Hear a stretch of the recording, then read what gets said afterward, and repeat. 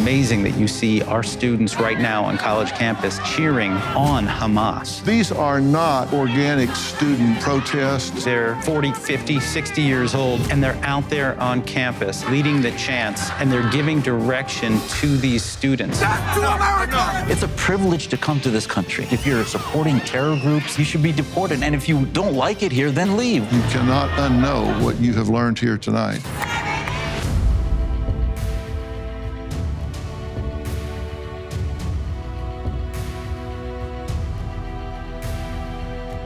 Tonight, you might think you understand what's been happening on our college campuses, but I'm here to tell you, you have no idea. Seemingly overnight, massive protests nationwide. Nearly 80 encampments sprouted up on university lawns. Masked demonstrators with the same tents, the same signs, the same equipment, but different campuses, different states, different students. This is anything but a coincidence. It's all calculated, and by the way, it's well funded with the intent to push a very dark agenda. Now, you've all seen the violence that erupted, the chaos that ensued for weeks, but we wanted to know if the protesters even knew what they were fighting for. Take a look.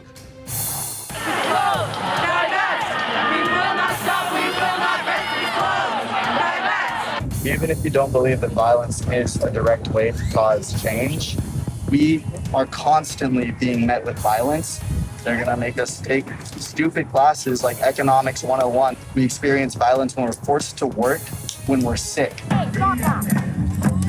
Do you have any particular demands for UCLA? Stop ending partnerships with businesses and companies that support the Israeli government. Do you think the UCLA should discontinue its partnerships with China or Russia or Saudi Arabia? I don't know. No comment. What do you think about the sentence, from the river to the sea, Palestine will be free? I think that's good. Yeah, I think, yeah. For some reason, no one from your guys' team will let you guys speak. I honestly don't know all of what NYU's doing. Is there something that NYU's doing? I really don't know. I'm pretty sure they're... Do you know what NYU's doing? About what? About Israel. Why are we protesting here? I wish I was more educated. You probably know I've visited the UCLA campus and tried to talk to the encampment organizers, but they wouldn't talk to me. They wouldn't talk to me. So I spoke to the students most impacted, the Jewish students. With all that conflict playing out here in America, I also took a trip to Israel and sat down with Prime Minister Benjamin Netanyahu. We've traveled the distance and dug through the data, and what we found, I have to tell you, is gravely disturbing. Students are being indoctrinated and manipulated by big money billionaires, radical extremist groups, and Islamic fundamentalists right here in America, and they have direct ties to Hamas. It's a growing hate movement, not only against Jews in the state of Israel, but against America, our culture, our principles, and way of life. Now, these protests are evidence of a new domestic terror threat. My first guest, Jonathan Schanzer, was a terrorism finance analyst for the Treasury Department and is now the Senior Research Vice President at the Foundation for Defense of Democracies. Now, when I said you have no idea how deep and wide this goes, you're about to learn, and it is nothing short of shocking. What we're seeing right now on college campuses is not organic. It's not spontaneous. This appears to be a well-orchestrated series of events backed by people that have a troubling history of support for Hamas in this country. These are the people that we are now seeing on college campuses. These are not students. We can show you that there are leaders of AMP, American Muslims for Palestine, who are on campus in the last few weeks, driving the chaos on campus. One person that we've seen pop up repeatedly is the executive director of American Muslims for Palestine. His name is Osama Abu Ershad. He appears on that website. They are endorsing something that he wrote. He previously worked for Islamic Association for Palestine that was sued in federal court. It was found guilty of financing and supporting Hamas, and it was eventually dismantled. Abu Ershad has been on the campus of GW as well as Columbia. You hear people calling for the destruction of Israel. You hear people calling for the destruction of the United States, for revolution here in the United States. You hear them calling for an intifada, a violent uprising in both Israel and in America. These are the sorts of things that we hear all the time from Hamas, and the similarities are striking and actually somewhat chilling. Jonathan, thank you for being here. You've really dug in to who's behind all of this. These are not organic student protests just popping up around the country. Fair statement? Fair statement. The crazy thing is that in 2016, we were looking at what was known as the boycott, divestment, and sanctions movement that we saw starting to sprout up on college campuses. And I was able to identify that there was an organization, it's called American Muslims for Palestine. These are people that used to work for charities that were shut down in the United States for funding Hamas. So those same people went on to create the movement that we're looking at today. Some of these groups have actually been here and putting down roots since the 90s. Oh, yeah, correct. The first one was actually based in Texas, in Richardson, Texas. Yeah. It was called the Holy Land Foundation. They were founded in 1988, and they were shut down by the FBI in 2001. And they had sent $12 million to Hamas.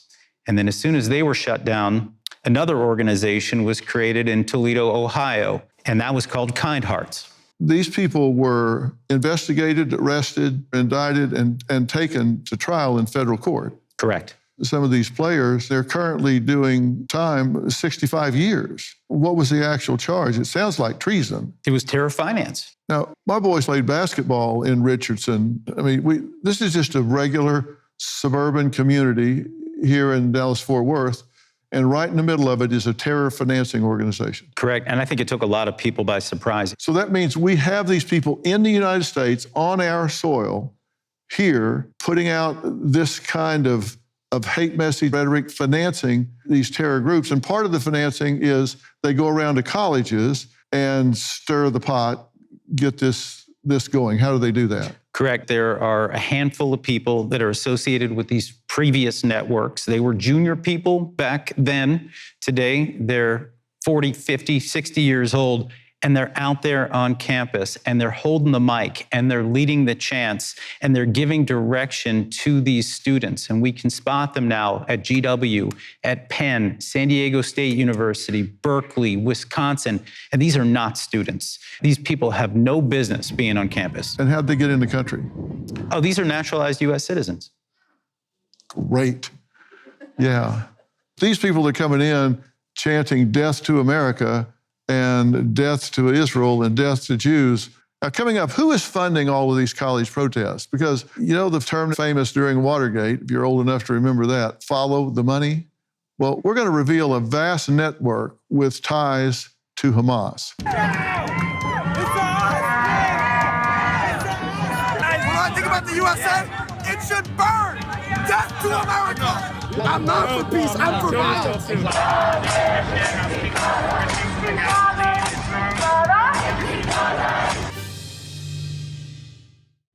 Why is everybody's tent the same? Was there a fire sale on those tents?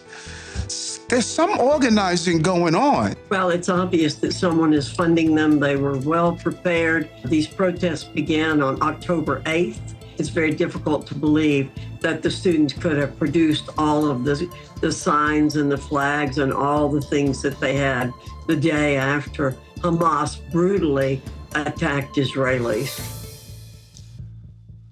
Well, that clip, as seen on cable news network News Nation, spotlights tonight's topic, campus chaos erupting across the country, and that the fact that it is not a coincidence.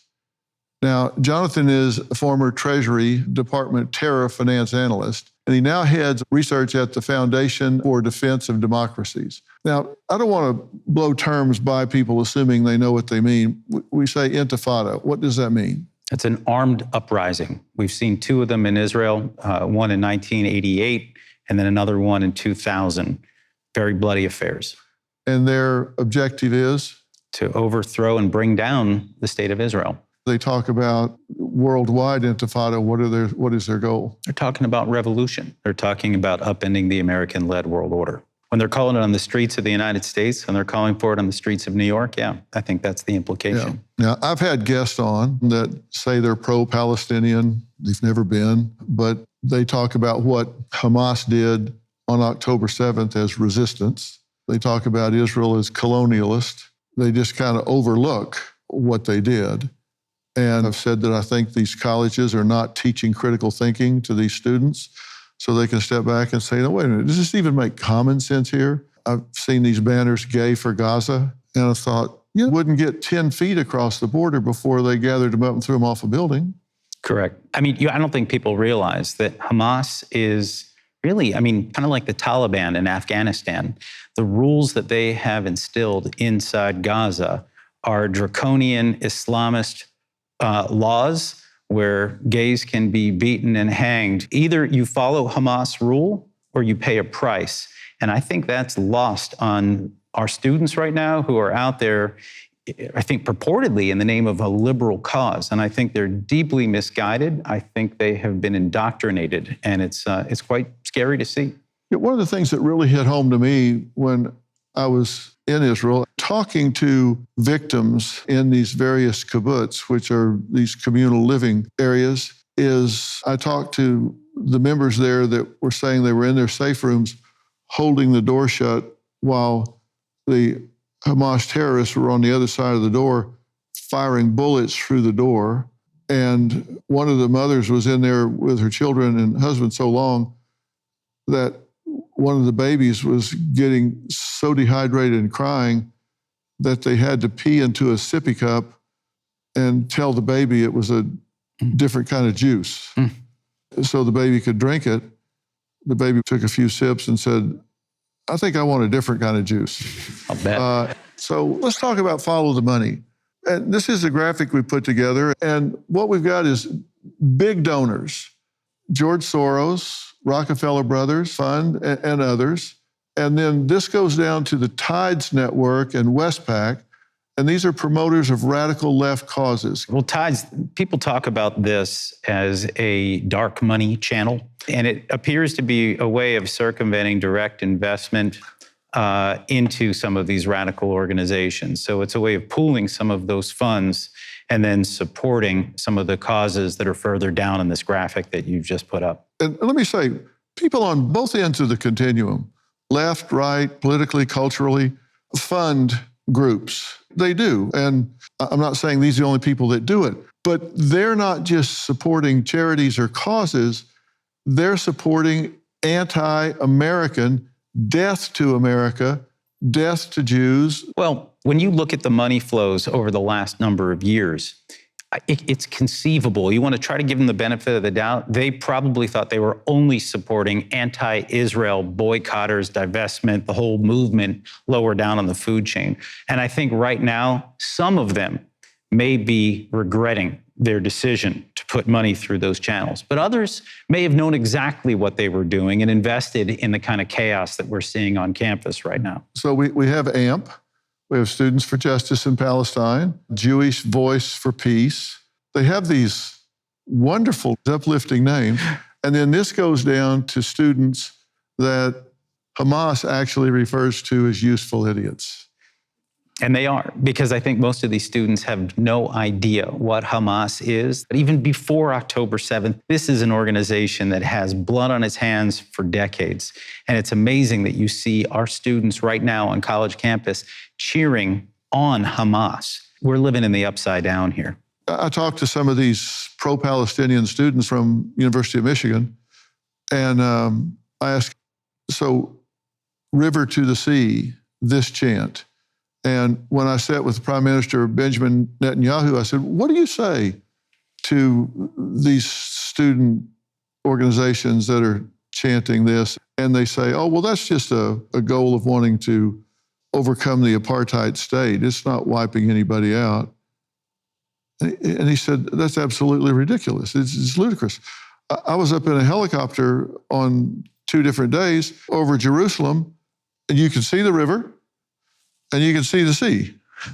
And they're wanting to wipe out everything between the Jordan River and the Mediterranean Sea. They're wanting to wipe out every Jew that lives between there and there.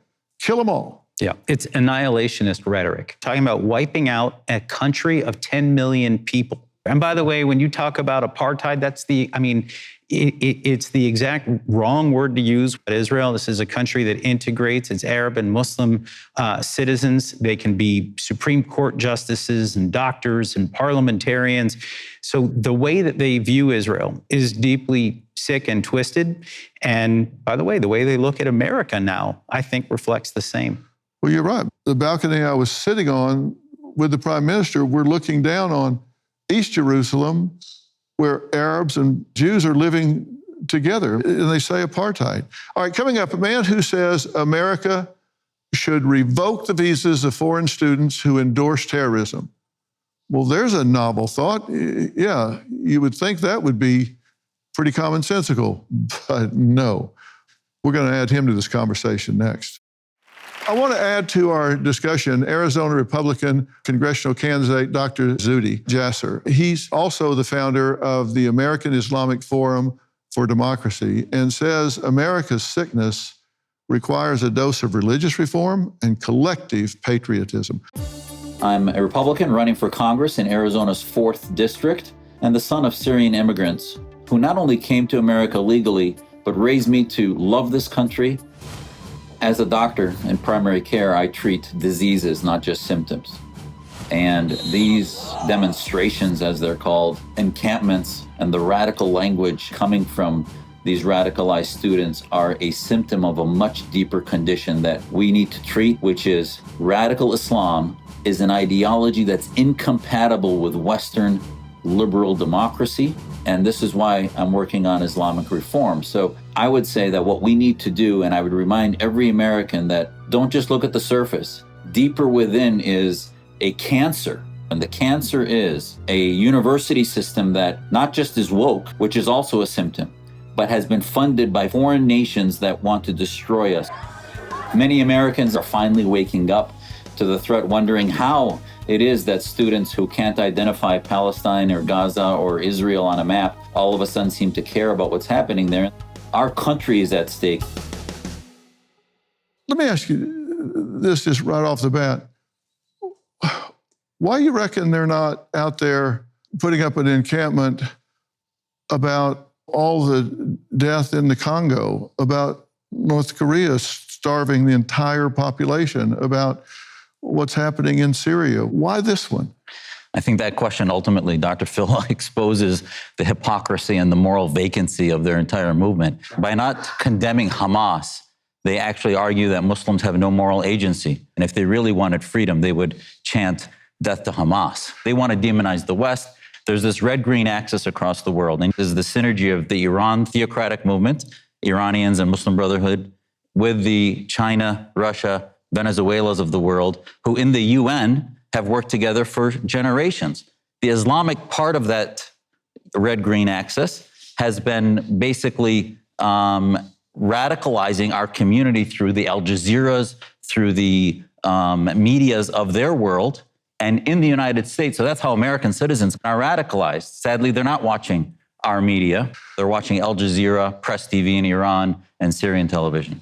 I spent a lot of my career working with juries and found out really quick that people decide things based on what they see and hear, not on what they don't see and hear. They get pounded day after day after day after day with this message, and that shapes them. And with these terror groups, they start in grade school. They start teaching these children hatred. They start training them to kill Jews. I went to the site of the Nova Music Festival and talked to people that were there. I talked to a first responder, and the things that he saw, there's no moral equivalent to that. They've been over-reporting the deaths with Israel defending itself and trying to eliminate Hamas. You don't see children ever lose their lives in war, but collateral damage from an act of war versus coming in and killing infants in their cribs intentionally, there's no moral equivalency there. This is why we need to be unapologetic than that we have the most moral fighting forces in the world, be it the American military, which I served in for 11 years. The best thing the world can do for Muslims in Gaza is defeat and decimate Hamas, which is exactly what Israel and the IDF is doing.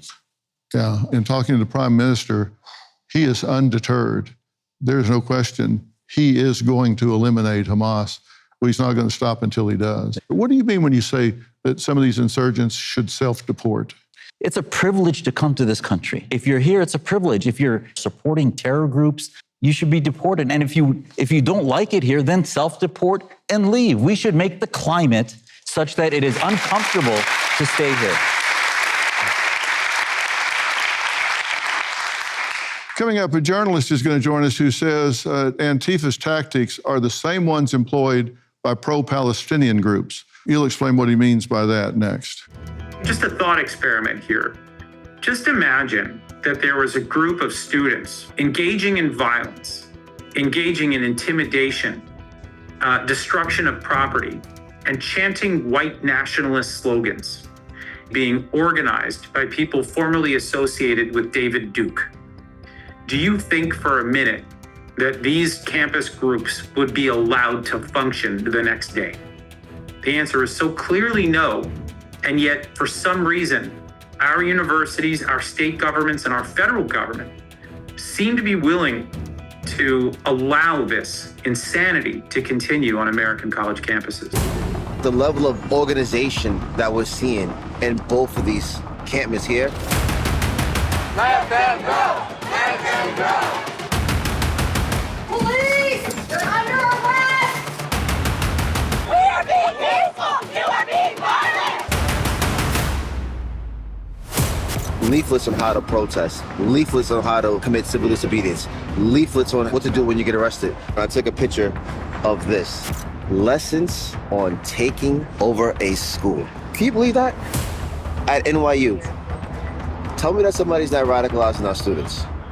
What NYU student would do something like this? 1, out of the quad. 2, if you build, they will come. 4, listen to the organizers. 5, be prepared. 6, read the pamphlets. Lessons on how to take over a school. Come on, folks. There's somebody behind this. My next guest, Andy No, is an independent journalist best known for reporting, documenting, and exposing Antifa. He says there are commonalities in tactics, propaganda, and lawfare across several societal movements within the past decade. This Gaza uprising, it doesn't just stand on its own. It's built on top of the BLM Antifa riots from 4 years ago. Before that, it builds on top of the Occupy movement. I am a New York Times best-selling journalist. My book, Unmasked, it explored the riots that occurred after George Floyd died. Reporting on the far left is really dangerous because there's so few of us doing it. I'm just trying to be a journalist. And in 2019, I was beaten by a mob severely, and I was hospitalized with a brain hemorrhage. A lot of the militants hate Israel because they view Israel as a colonial settler project of the United States. The common enemy they see is our country and people like you and I who would dare to stand up to their violent extremist agenda. Well, Andy, it's good to see you again. Thank you. This has gotten really personal with you. Antifa has actually tried to kill you on 2 different occasions. What are you saying is so threatening to them? So I try through my journalism to inform the public about the threat of violent far-left extremism in the United States. We know very much about the violent far right, but when it comes to the other side, there's actually a vacuum that exists. So what I did as an independent journalist was to go out with my mobile camera to record what was happening at some of these so-called direct actions and protests, which were branded around things that sounded really wonderful. Social justice, racial justice, Black Lives Matter. But the people behind it were actually espousing an ideology of violent revolution, a destruction of America, destruction of the rule of law. In 2020, they exploited the death of George Floyd to carry out acts of violence across the United States. This wasn't to the benefit of any Black communities. Instead, what we saw were Black businesses, homes, neighborhoods torched to the ground. 4 years later, many of these same strategies and tactics are now being used again at some of these university encampments. Y'all agree there's very similar tactics, right? Absolutely. It looks like it's coordinated from the outside. Yeah. And is it fair to say that all four of us here on stage agree with the protections offered under the First Amendment?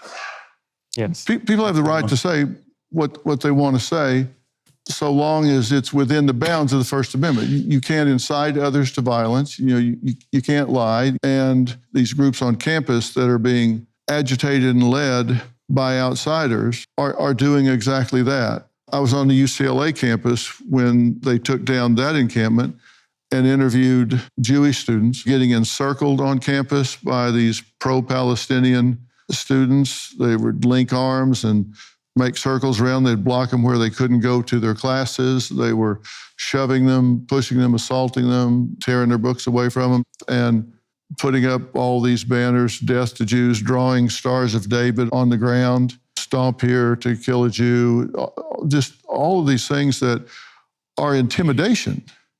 And administration is doing nothing about it, or very little about it, until finally they get kind of shamed into it. And my problem is these administrators and faculty members, some of them are right in there with them, in the encampments and the demonstrations with them, but they're not teaching critical thinking. They're not teaching these kids to say, wait a minute, where are you from? I don't know you, and how does this make sense? Let's unpack this and see what it is you're asking me to support. Why is that not being taught? Because there's been institutional capture of American universities. This has been a long-time project of the far left. Many of the radical revolutionary terrorists of the 60s and 70s, after they were convicted and spent time in prison for their organized crimes, went on to become academics and continue to be in academia. Elika is an Iranian American who has been watching these protests unfold and believes it is a downstream effect of a culture of shame on American youth. Take a look.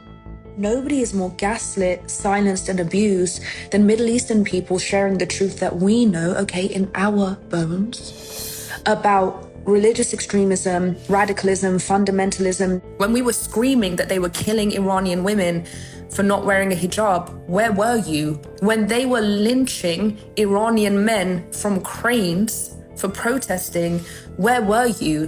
When we were explaining that this is a terrorist occupying force, where were you? If you had listened to us for the past 2 years, much less the past 45 years, you'd know that Iranians don't want war with Israel. We want peace with Israel. Let's talk about how white guilt or Western guilt has now become complicit in the murder of Middle Eastern people.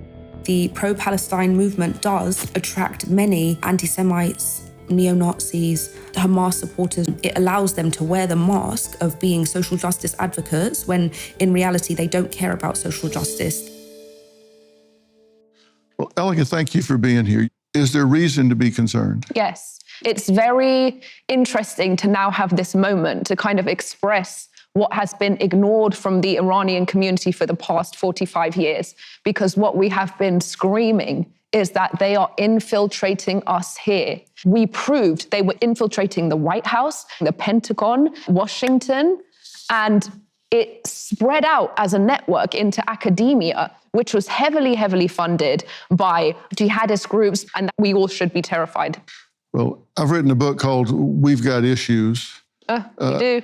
How to Stand Strong for the Soul and Sanity of America. And in it, I talk about a document that was intercepted from the Soviets in the 60s that talked about how to undermine American society. And it describes exactly what you were just saying. And at the end of the document, it says, but they're doing it for us. Oh. So we're okay. The puppets. They've been infiltrated, there's self-hatred. And you say a photo of white American students at UT Austin doing this Namos prayer, that was just too much for you. That was too much for me. We have to kind of look at the preface before we get to this picture, which is that we've had a build-up over the last couple of years with this kind of ideology of shame for having any type of whatever's considered to be privilege. And so what this kind of radical leftist extremism teaches is that you should be ashamed of having any form of privilege. Everything that's in the oppressed category is good and can do no wrong, and everything in the oppressor class is evil and must be destroyed.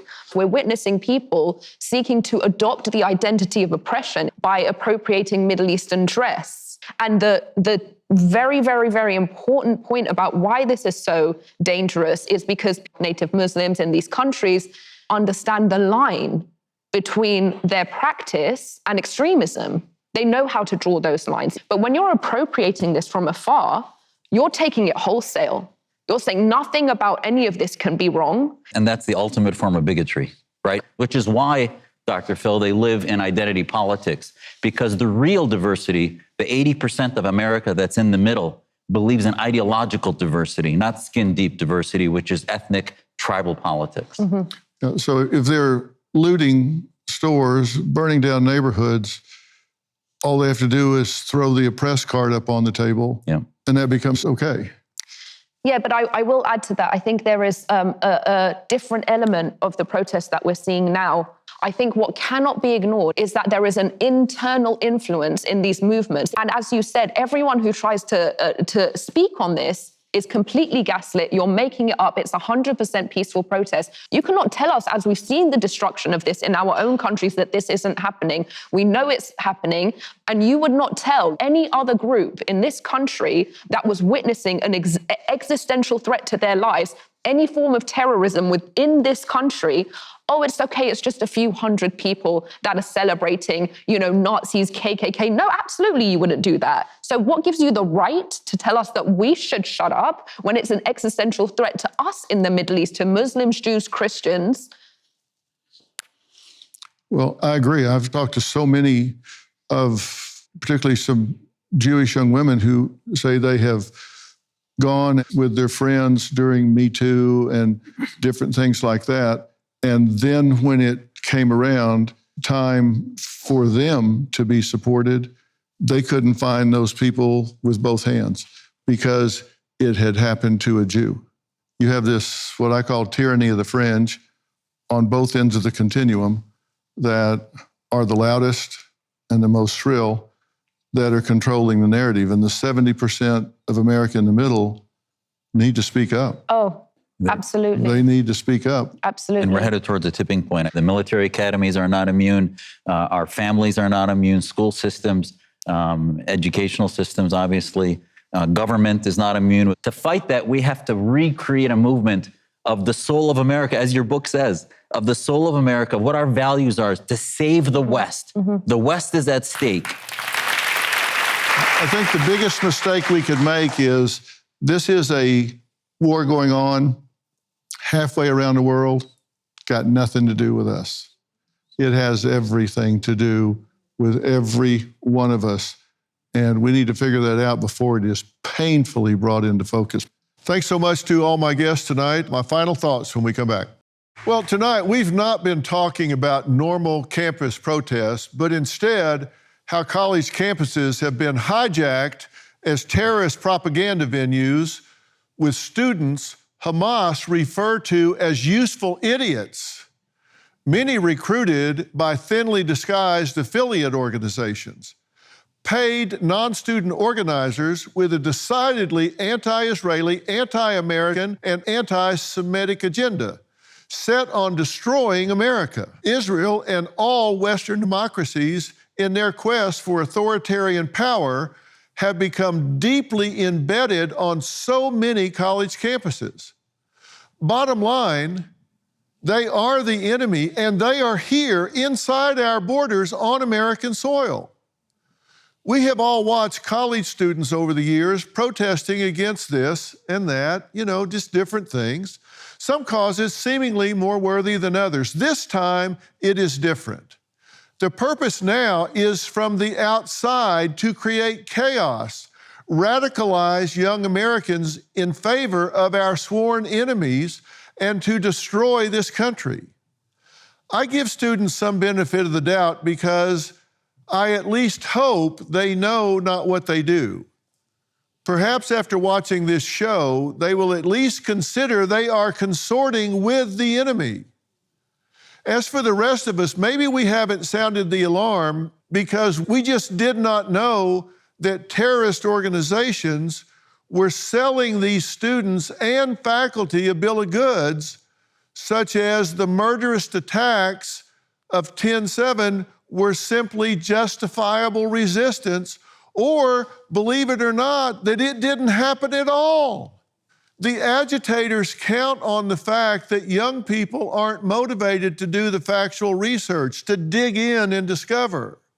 But at Dr. Phil Primetime and Merit Street Media, we do have the resources and the motivation to discover the facts that make sounding the alarm an imperative. And after tonight, I hope you know, and I invite you to fact check everything you have seen and heard.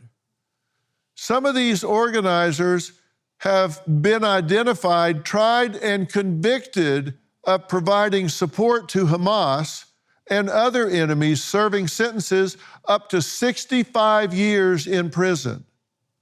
In this country, we have been experiencing a social tsunami. Everybody is a YouTube or Instagram genius, right?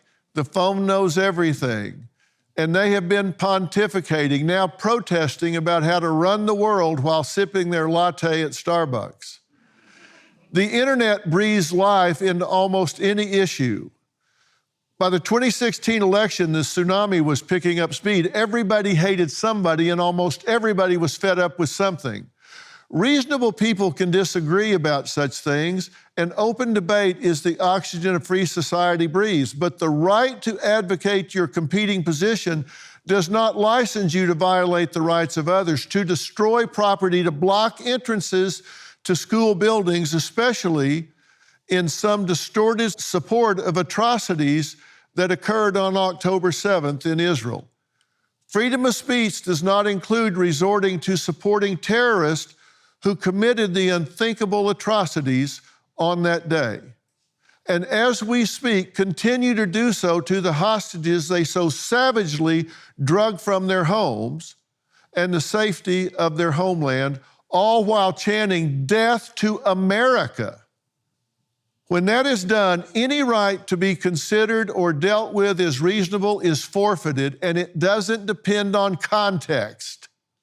Open and free civil debate is one thing, burning babies alive in their cribs is quite another. There are rules of decency and humanity that may not be crossed, and Hamas crossed that line.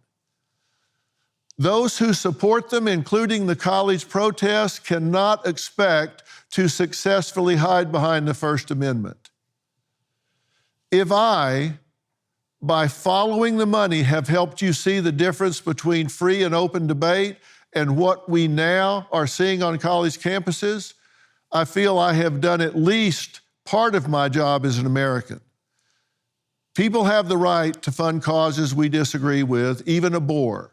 I do not call on you to stand up for America against those with whom we may disagree, but tonight I do call on you to stand up against Hamas, its various tentacles, and all that it stands for, all that it does, and against those who support it, including those useful idiots on college campuses. It's your decision to make. The choice is yours, but remember this: you cannot unknow what you learned here tonight.